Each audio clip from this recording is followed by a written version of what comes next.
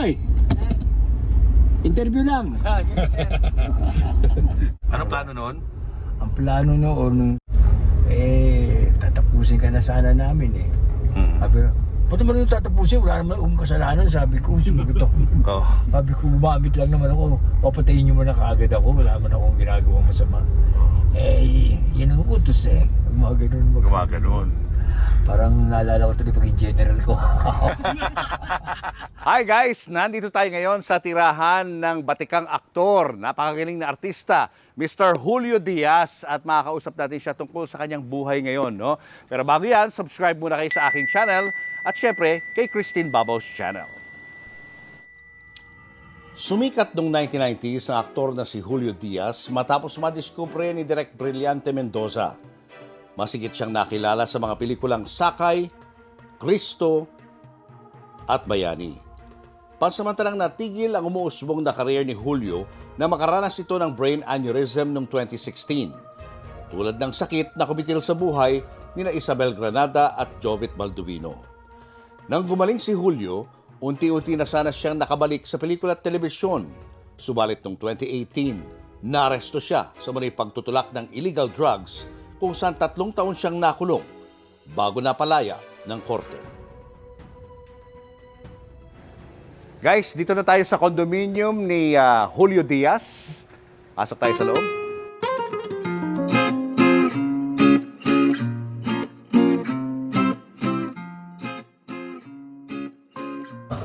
Ayan guys, dito nakatira si Julio. Ayun pala guys. Sino kasama mo rito? Ano lang dito, parang dito lang yung pagkamalapit na shooting, dito lang ako nag-stay. Pero sa BF Homes kami. Oo, gano'n. Matagal ka na rito sa lugar na to? 1999 pa, doon nakuha ko to. Pero ito yung kabuhan na aking gano'n, diretso kama, yan lang. Dito ka na, ito na yung ano. Oo, yan lang. Oo.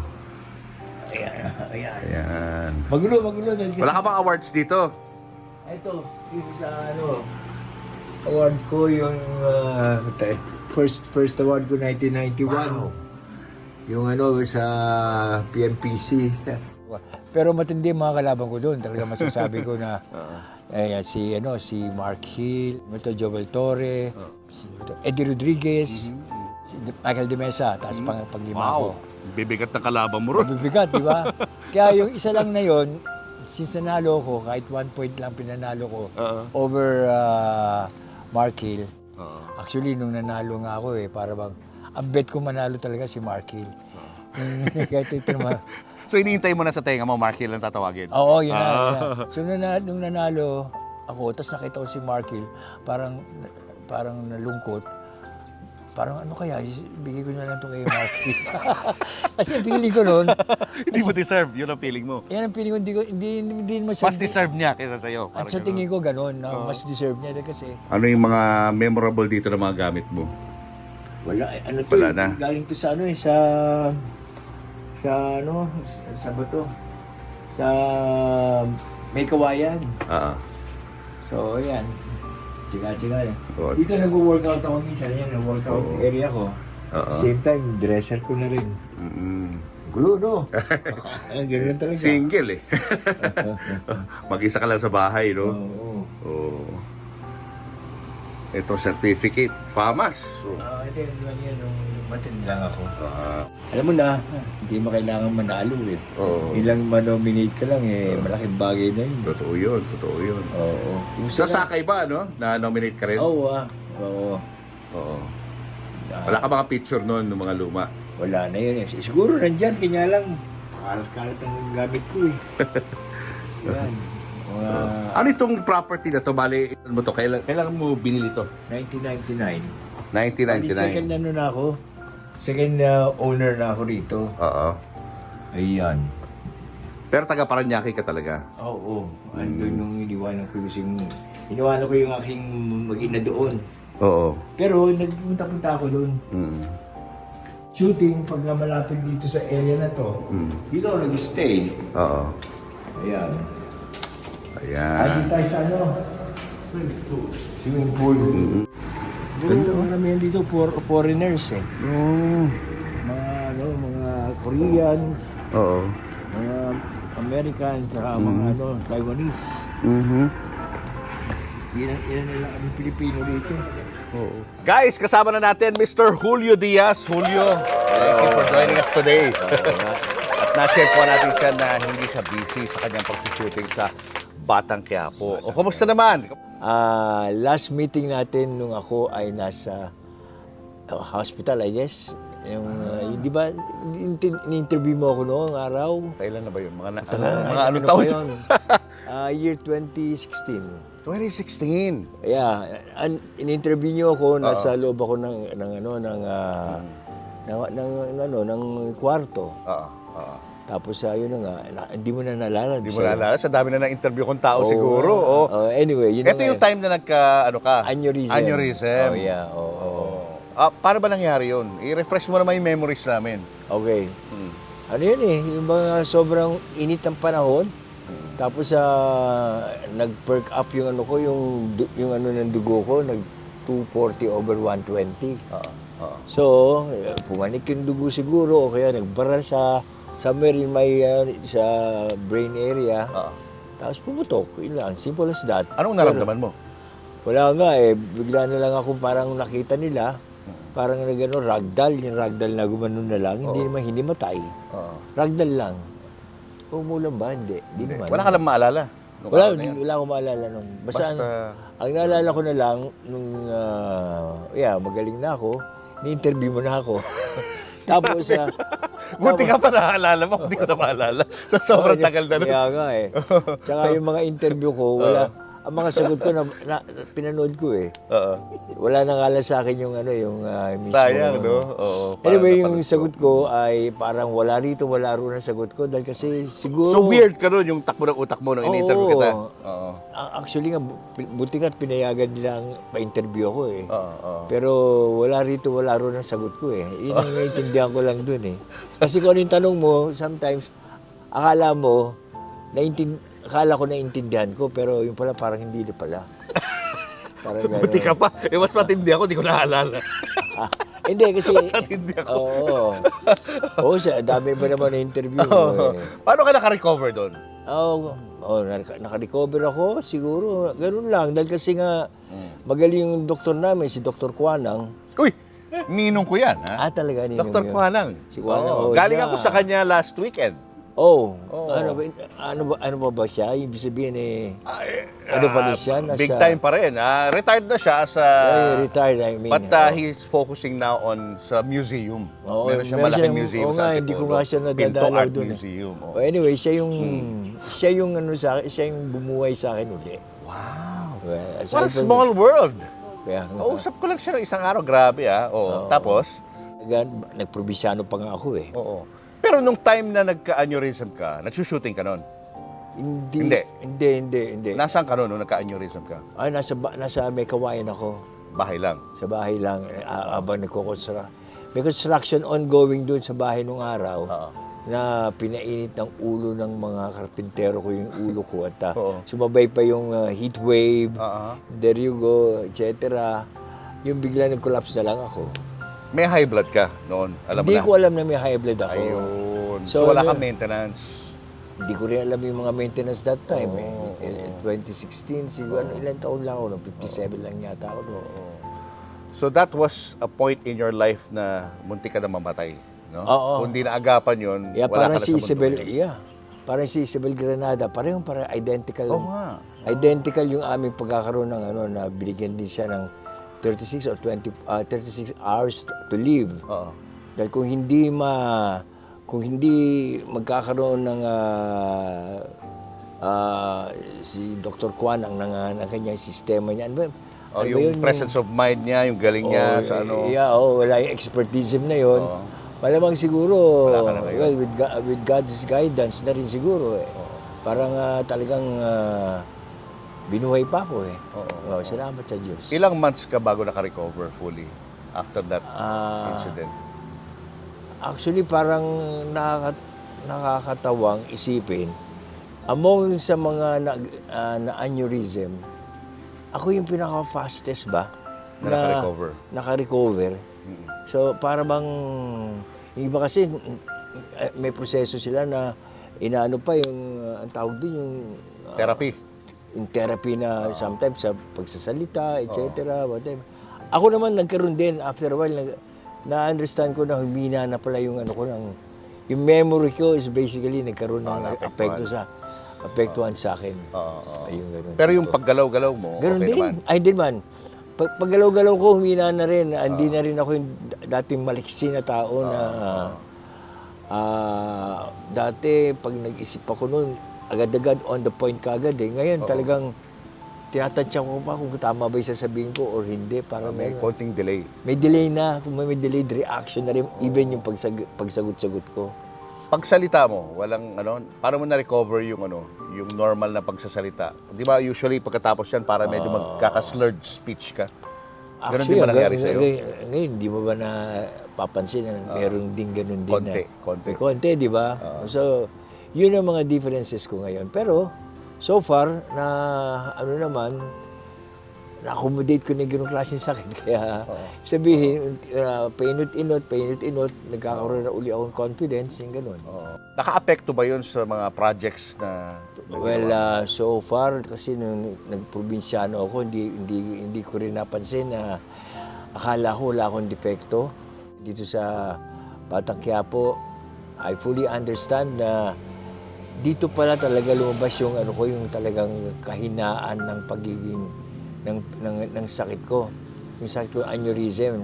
Which is, yung memory ko pala is very affected na pala. Ganun na nangyari. At the same time, nawala na yung power ng voice ko. Pag ako nagde-deliver ako ng lines, nahihirapan na pala talaga ako.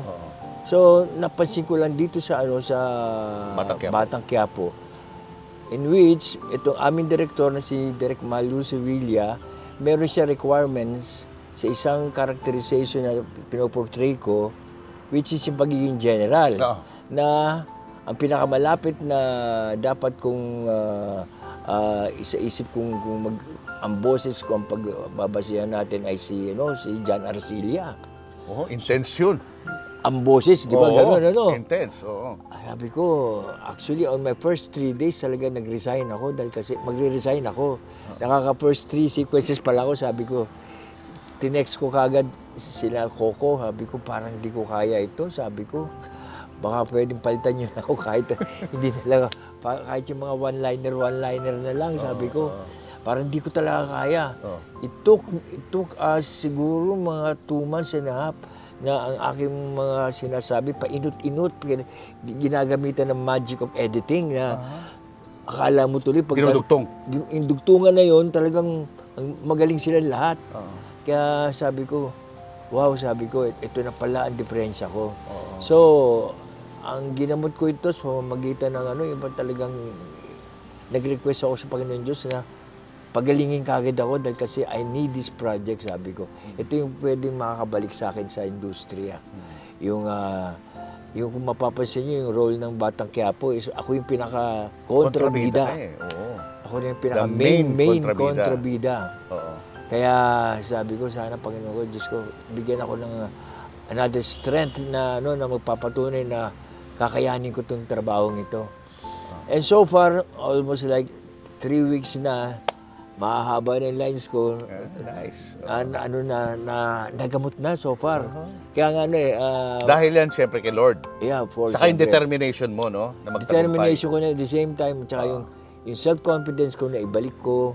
Siyempre, kung hindi dahil sa Diyos, hindi ko talaga may babalik. Yun lang naman magbabalik sa akin doon, di ba? Anyway, yun yung experience ko. So ngayon, ka na? Okay ka na? Kaya mo nang i-project yung kontrabida role ng mas intense? Karoon na ako ng confidence na mala John Arcilla effect, puro pasigaw, talagang... sumisigaw ka na doon? Sumisigaw, pasigaw halos in the middle ng sumisigaw ka, nawawala yung laman ng yung script na binabasa mo, nawawala. Nawawala hindi. Nabasa mo na lahat na-memorize mo na lahat Pero the moment, pag sinabing action, biglang nawawala lahat yung letra. May-erase bigla.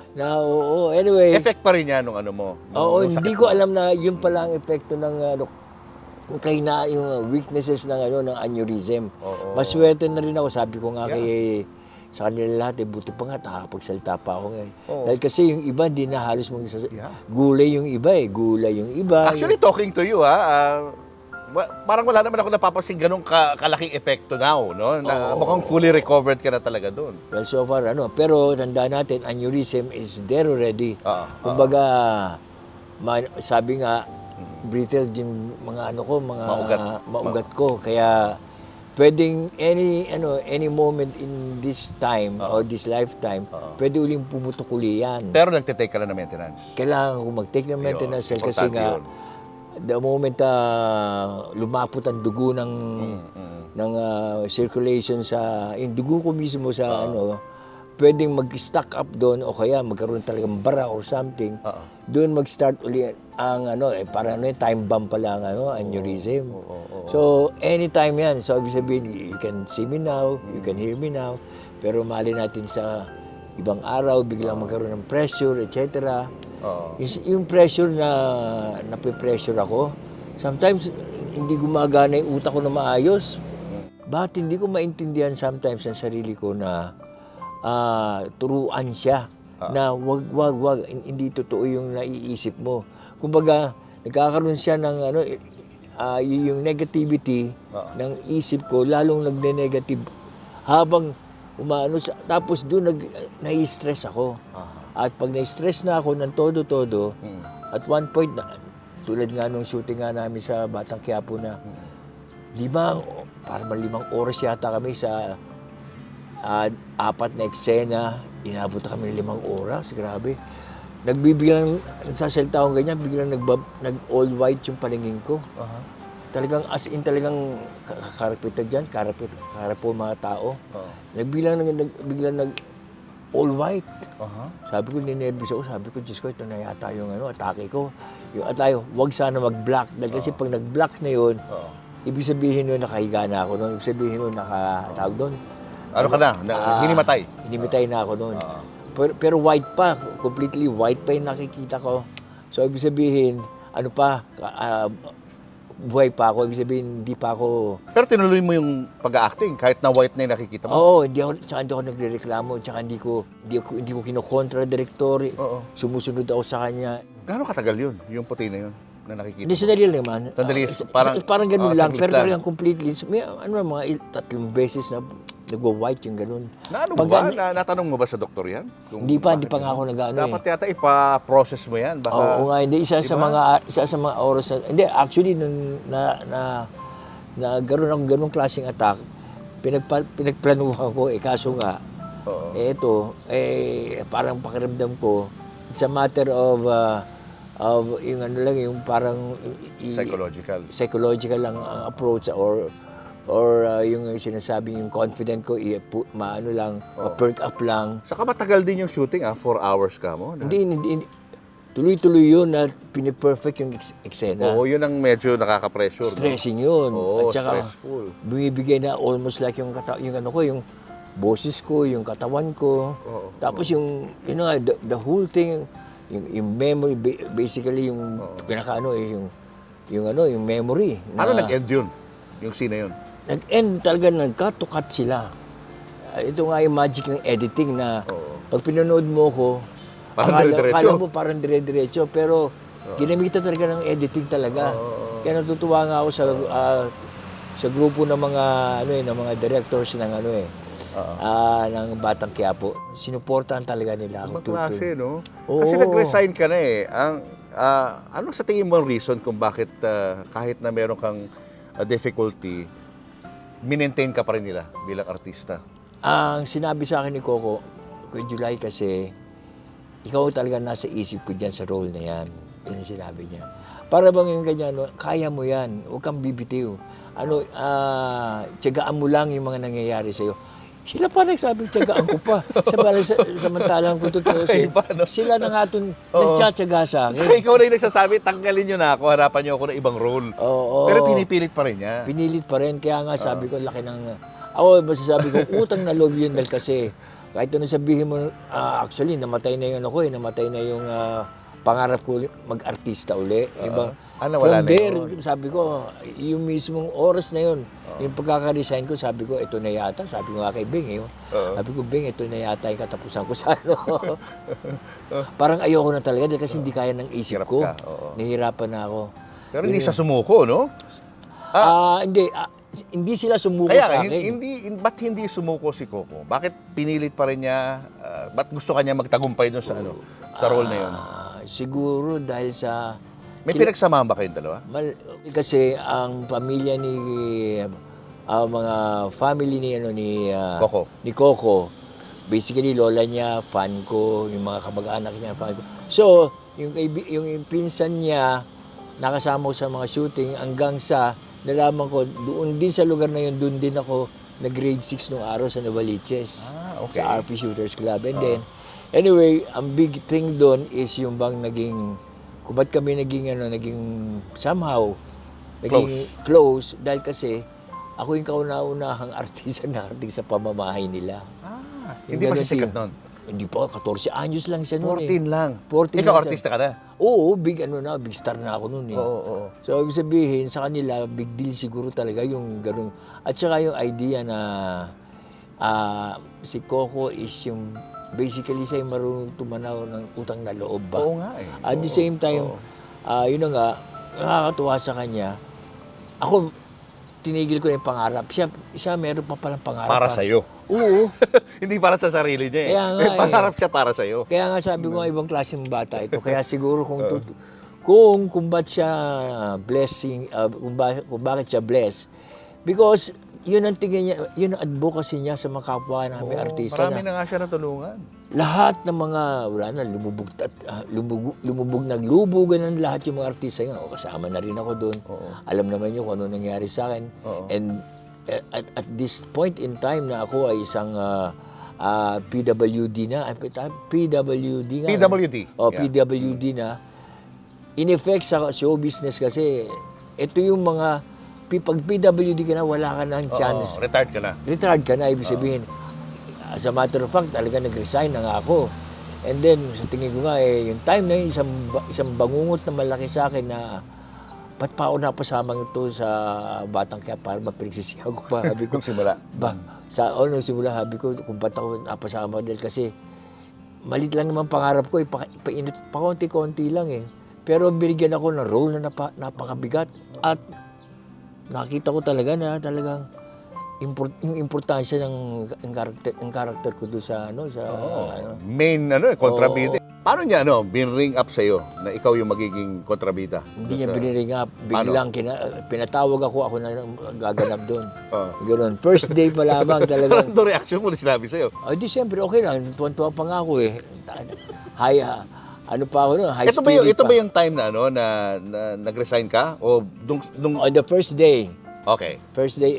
Nung as the general. As the general, first day, on that very first day, nakaka 3 sequences na ako, nag-resign na ako. Hindi mo kaya. Dahil kasi nga yung requirement is yung boses. Ito mo requirement, ang requirement ay, ito mo naman boss yung yun, ang nipis-nipis, di ba? Si Arcelia, intention. Oo, ganun. Tapos pangalawa, kailangan may pagka... ang way of thinking ko dapat may pagka yung Hollywood actor na si ano ba 'yan? Al Pacino? Si Al Pacino. Oo. Kailangan meron akong ganung klaseng Pikachu, yung kombinasyon para na may yun. konting ganun. Parang ganun, no? Parang ganun, no? To that effect, parang yung yung characterization. Doon pa sa sa pinakita pa sa akin ni Direk Malu yung yung eksena ng doon sa Devil's Advocate. Galing yun. Yung Devil's Advocate Sila na... ni Keanu Reeves.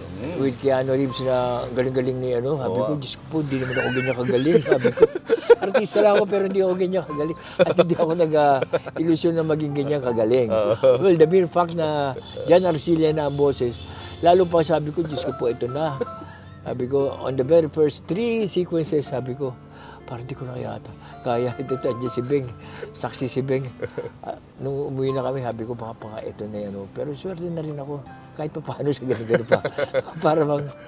Pero ngayon, looking back, ngayon, sa role mo na yan, parang komportable ka na. Bumalik na yung confident ko kahit pa paano. salamat sa tulong nyo, ha?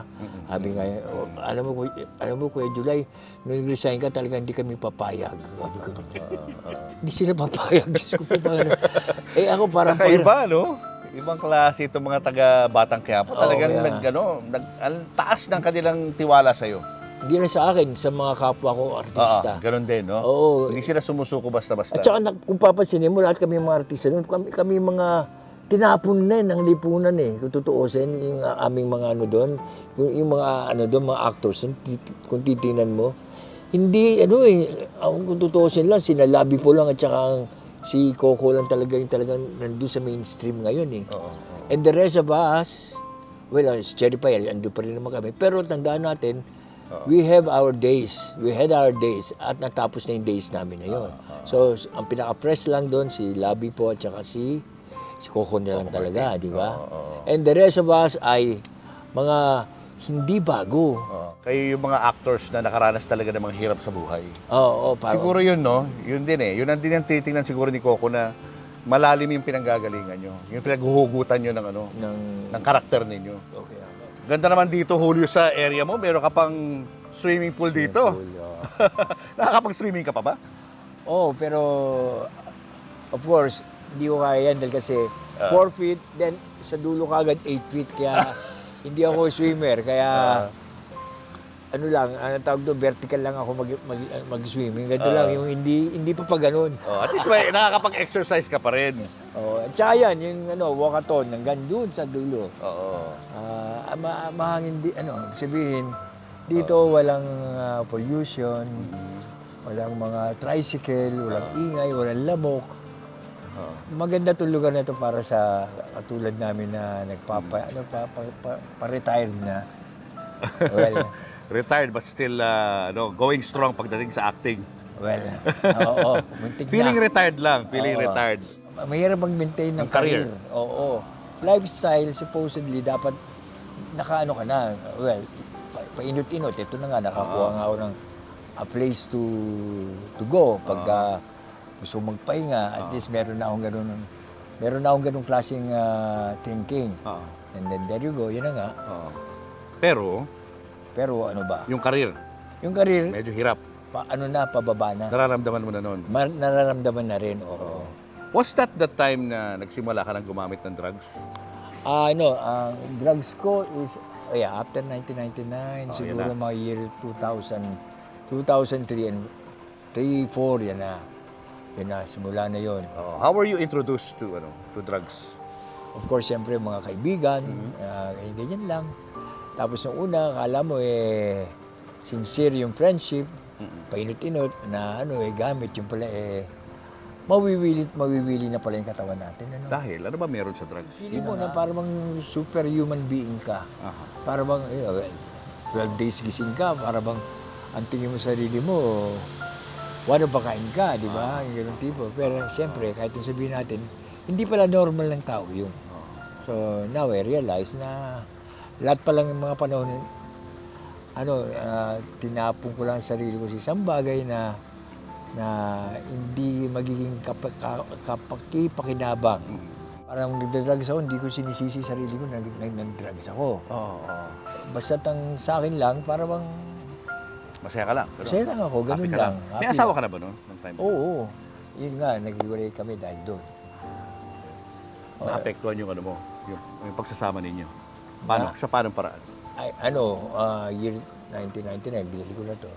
So, ibig sabihin, ito na yung moment ko ng maging solo buhay uli. Kaya siguro nagdire-diretso ako na mag-drugs. May anak ka na, no? Meron na, oo. So, anong pinag-aawayan niyo mag-asawa noon? Hindi man ako nakikipag-away sa asawa eh. Siya lang nang-away sa'yo? Hindi rin siya nakikipag-away. Basta biglang hindi na lang kami nagkibuan. Tapos biglang hindi na lang ako umuwi. Wala rason. Wala. Hindi, ikaw ang rason. Ako rason. Ikaw ang rason. Kumbaga, pero walang usap. Walang usap lang. Wala nang pag-uusapan. Kumbaga siya, naintindihan niya na ang napangasawa niya, artistang magulo utak. Siguro yun ang nakita ko sa kanya eh. Nakikita ba niya pag nagda-drugs ka?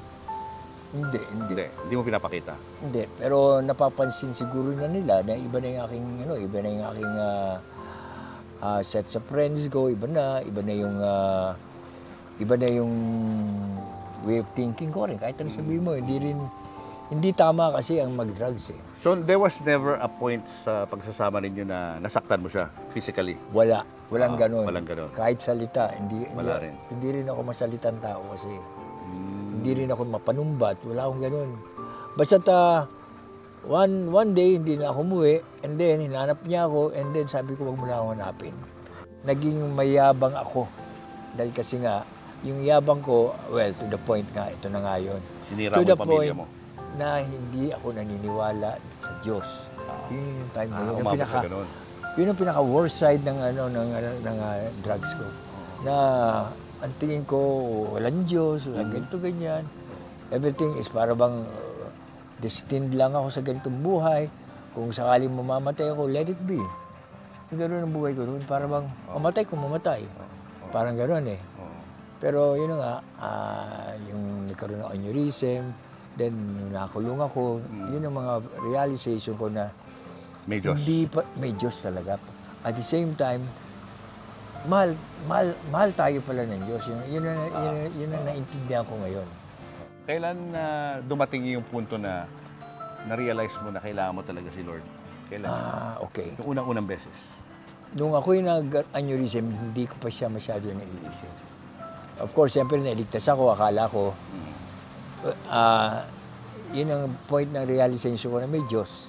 Kasi binuhay ako eh. Kasi talaga Yun ang una. Oo, yung una. And then, of course, siyempre, bumalik na naman ako sa droga. Ito na naman, nahuli na ako. Doon, yung nahuli na ako, sabi ko sa sarili ko, inatake pa pala ako sa loob ng kulungan. Inatake ako ng heart. Heart attack? Nag-heart attack ako noon. Oh my. Wow. So, ibig sabihin, kakasigarilyo, nagkaroon ng heart attack yata doon. Kasi yung hinika ako for 3 hours, sabi ko, unti-unti, sabi ko, para yata mapipigtal na yung hininga ko. Sabi ko, Lord, huwag niyo muna ako kunin. Sabi Yun na, nagdasal ka na. Oo. Tapos, yun na. Tapos, then on, pinangako ko agad na titigil ko na paninigarilyo. So, yun na. Tapos nagkaroon uli ako na after 4 months, inatake na naman ako. Meron palang ganun Pag bigla palang tumigil ka, tapos ito na yung period na babalik uli yung atake na yon. And then muntik na naman ako, sabi ko talaga hindi na siguro pwede manigarilyo. So unti-unti yun na nga, and then sabi ko, isa sa mga hiniling ko sa kanya, manalo lang ako sa kaso ko. Lord, sabi ko, parang covenant ko sa kanya na magbabago na ako, etc. At saka at the same time, yung presence niya ay papaniwalaan ko na from then on. Ano nangyari sa kaso? Nanalo naman ako. Nanalo ka? Nanalo ako. On the day of my birthday, November 18, yun ang decision. After 5 days after, pinakawalan na ako. Ayun. Pero galing Paano mo binabalik ngayon sa Panginoon yung biyayang binigay niya sa'yo? May mga Sundays lagi ako napupunta ako ng church. Yan. Hindi naman sakripisyo yun eh. Pero ibig sabihin, dapat, it's an obligation na dapat yung natin palang gawin yun. Nga lang dahil medyo nagbisi-bisi. Pero so far, What about drugs? Hindi ka ba... wala na yan. May mga nag-attempt ba na... Meron. Ano Pero ginagawa mo? even friends na merong ng drugs, sabi ko, wag na kayo lalapit kahit kailan sa akin. Sinabi ko na sa kanila yun. Kasi hindi naman talaga totoong magkaibigan tayo eh. Yun ang sinabi ko sa kanila. Kayo, naintindihan ko kayo kasi kinakaibigan nyo ako because meron ako. Pero kayo, bilang kinaibigan ko kayo, kasi ang turing ko sa inyo, naaaliw nyo lang ako. Pero this time, ayoko na magpaaliw. Siyempre, pag may kaibigan ka na lilibre, pinaglalaroan mo sila eh. Mayabang ang datingan ng lilibre baga. Kaya sabi ko, ayoko na kayong paglaruan dahil kasi hindi dapat, unang-una, kasalanan ko sa Diyos yun. Yung kaisipan na gano'n. Siguro, napagtanto ko na ayoko ng gano'n. Ayoko na ng buhay na gano'n. Ang nakakatakot doon yung pag hindi mo tinupad yung pangako mo sa Diyos. Nangako ka eh. Yung Diba? covenant ko na Nasa isip mo rin yun. Oo, natatakot ako doon sa idea na yun na pagka, like kunwari, tumikim man lang ako, Lord, sabi ko, bago pa ako makalaya. Siguro kung ako titikim, pakawalan niyo lang ako, sinabi ko diretso to, nag-diary kasi ako eh. Every day of my life sa loob ng kulungan, laging meron ako mga sinasabi tungkol sa kanya lagi. Yun, gano'n. Natago mo yun? Natago ko yung iba, oo. Siyempre. Yung sabihin, hindi ko nababasa na, pero at least everyday nandun ako. So yung promises mo sa kanya, sinusulat mo? Oo, yun, like yun. Sabi ko, malaking bagay yun, naniniwala ako doon. Kasi yung promises na yun, sinulat ko lang yun, actually, pinaka-diretsong ko sa kanya na gawin mo yung dapat mong gawin sa akin. Like kunwari, sample, isa sa mga sinabi ko, manalo lang ako, Lord, dito, sabi ko, at pag tumikim ako ng drugs, on the first day na tumikim ako ng drugs, kunin mo na lang ako. Kasi babalik uli ako sa dati kong gawin, wag na lang, ayoko na ng buhay na makulong pa. Ayoko na ng buhay na yung katawan lupa natin magsasuffer. Gusto ko kasi kung mawawala ako sa mundong to, mawala na lang ako. And then, on the very first day na bumalik ulit ako sa droga, patayin niyo na lang ako. Kunin niyo na lang kagad ako. Yun yung yun yung... Covenant mo sa kanya? Oo. Tsaka yun ang takot ko sa kanya na pagka bumalik ako, baka gawin nga niya yun. Ngayon, dahil takot ka na nga at ayaw mo nang bumalik doon sa ganung klase mundo, do you feel His presence araw-araw? Araw-araw, oo. Paano? Every time na may hiling ako, napagbibigyan niya lagi ako. Maraming mga bagay. Halimbawa, katulad niya, pinaka-latest, yung memory ko, ibalik. Yung confidence ko, ibalik. Okay, fine. Sa akin, miracle na yon. Miracle na rin yung idea na paglaki rin ako ng pagkahaba-haba dito at makabali ako, sa akin, miracle yun. Tapos, ang pakiramdam ko sa habang naglalakad ganyan, yung air, yung para bang lahat, para yung presence niya. Maganda yun. Saka yung karir mo, no? Kahit na hindi mo kaya, isa na rin tuloy-tuloy pa rin, di ba? Tuloy-tuloy. Sabi ko nga ang bait niyo sa akin, Lord. Sabi ko, pero mo, isipin mo, ayoko na, binibigay mo pa sa akin. Ibig sabihin, ito yung aking... Dahil kasi kung ako yung nandito lang, wala akong gagawin sa buhay ko, anong saysay ko, anong purpose ko na nandito sa mundong to? So siguro palagay ko, kaya niyo ako dinala rito, dinala niyo ako sa Batang Quiapo. Dahil kasi, kailangan yung karir ko bumalik ulit. And then there you go, I can feel it. Na sabi ko, baka to si Coco talaga, yung kaisipan niya na ibalik ako, is because his intention, at sama siya doon sa ng Panginoon Diyos na, o ibalik mo yung taong yan. Baka merong, hindi baka, may purpose yan para sa akin. Ikukwento ko niya sa buong mundo.